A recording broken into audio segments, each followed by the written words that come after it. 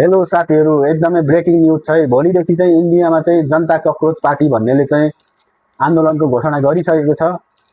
नेपालको जेन्जी आन्दोलन जस्तै इन्डियामा जनता कक्रोच पार्टी भन्नेले चाहिँ आन्दोलनको घोषणा गरे लगतै इन्डियाको माहौल तातिएको छ।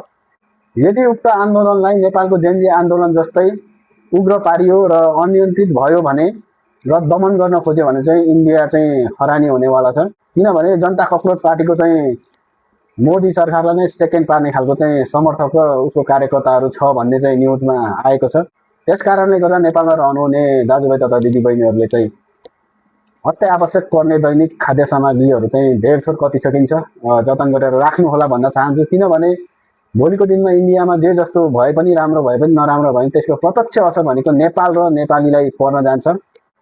त्यसैले गर्दा पनि अग्रिम रूपमा चाहिँ जनचेतनाको लागि यो भिडियो सक्दो सेयर गरिदिनु होला। धन्यवाद।